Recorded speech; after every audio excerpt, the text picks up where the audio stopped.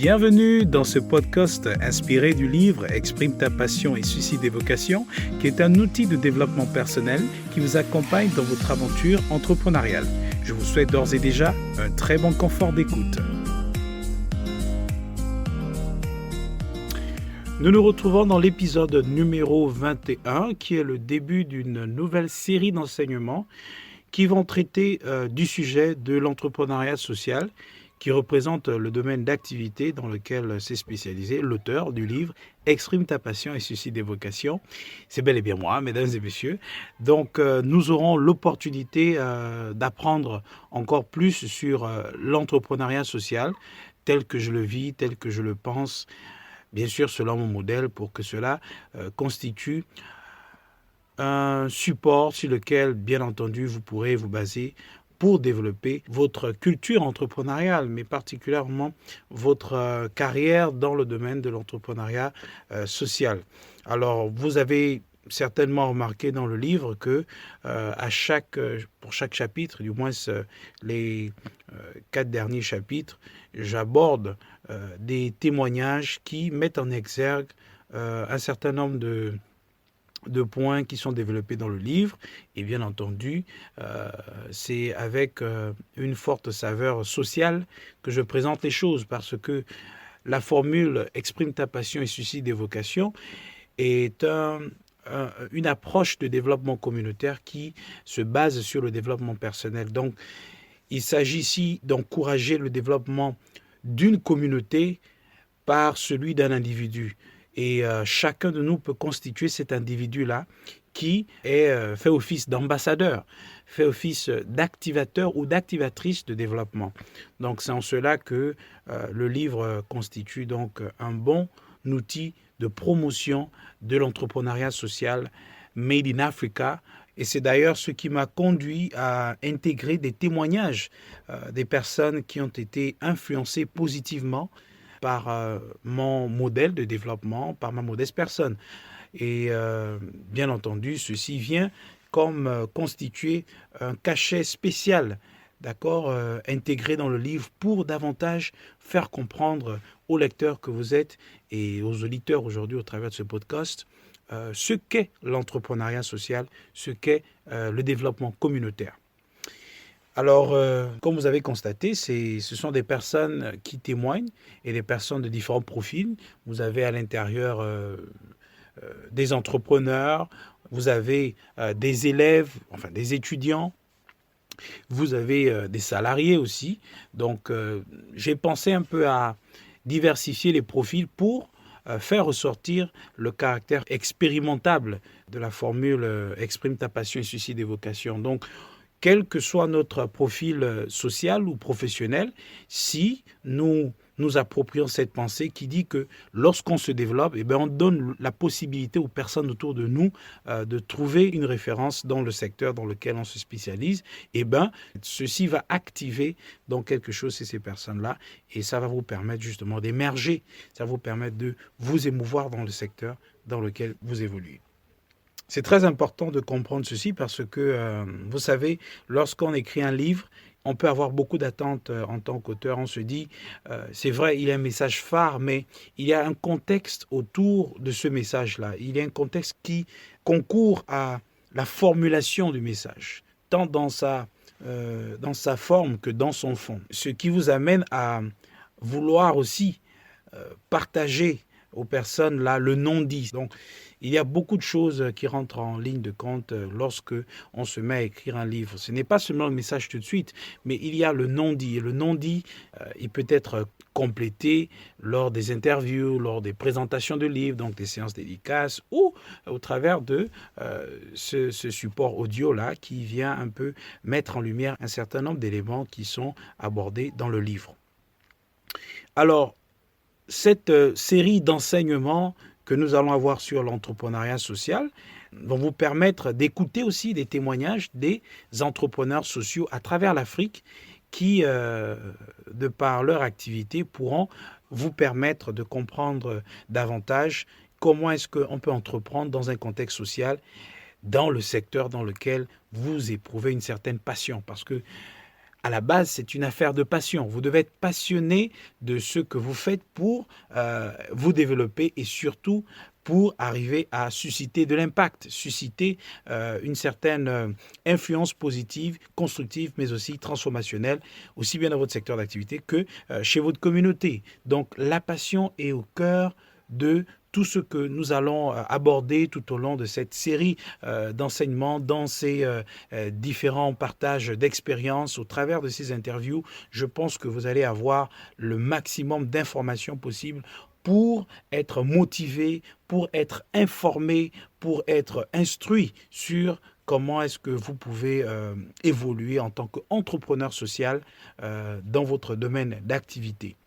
Nous allons, dans un premier temps, revenir d'abord sur ce qu'est l'entrepreneuriat social de façon très concrète et bien entendu, nous allons consacrer les épisodes qui suivent sur le partage d'expériences de ces différents acteurs dont je vous ai parlé pour que nous puissions être enrichis sur cette question. Alors, c'est quoi l'entrepreneuriat social? Je vais donner une définition très simple. L'entrepreneuriat social, c'est tout simplement une forme d'entrepreneuriat qui se base sur le non lucratif pour aller vers le lucratif. Une définition assez simple, assez pragmatique. Donc, ça veut dire que vous êtes concerné par un sujet, un fait de société qui vous tient à cœur et vous éprouvez une certaine passion pour le sujet. Et vous disposez des ressources naturelles, c'est-à-dire votre intelligence, vos capacités physiques, mais aussi vos compétences intellectuelles que vous exploitez pour apporter une réponse durable, je dirais beaucoup plus efficace d'abord dans un premier temps, et par la suite durable aux problèmes que rencontre la communauté qui en est affectée. Donc c'est en quelque sorte le fait de militer en faveur d'eux, c'est le fait de se rendre disponible pour aider ou pour servir une communauté affectée par un problème. Donc, c'est de l'engagement civique, autrement dit, parce que très souvent, nous utilisons ces concepts-là, développement communautaire, engagement civique, ça peut être des termes assez techniques, mais dans le fond, il s'agit tout simplement de cette mise à disposition des talents que nous avons au profit des communautés affectées par une situation qui nous tient à cœur. Et voilà, donc ça peut être dans le domaine de l'environnement, dans le domaine du social, dans le domaine économique, dans le domaine culturel, éducatif, quel que soit le domaine, eh ben, vous vous sentez concerné par cela et vous vous engagez à servir ces personnes-là. Donc, c'est militer au sein d'une structure associative, qu'elle soit une ONG, une association ou une coopérative, pourquoi pas, pour tenter de trouver des solutions à un problème. Dans le livre, je prends la peine de revenir sur comment est-ce qu'on peut arriver à un développement communautaire tout en se basant sur le développement de l'individu. Parce que, voyez-vous, une communauté est un ensemble d'individus.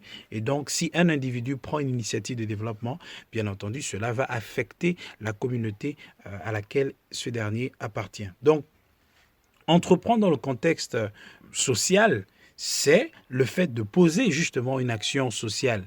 Mais on sait que cette action sociale-là ne va pas se limiter à notre niveau. C'est parce que déjà à la base, vous avez été concerné par une situation qui relève donc de votre communauté. Et là, vous vous engagez, vous vous mettez avec des personnes pour poser des actions. Ce qu'on doit aussi comprendre, c'est que autrefois, parce que le concept d'entrepreneuriat social, il n'y a pas longtemps qu'il a été mis en avant. Autrefois, on parlait plus de développement communautaire.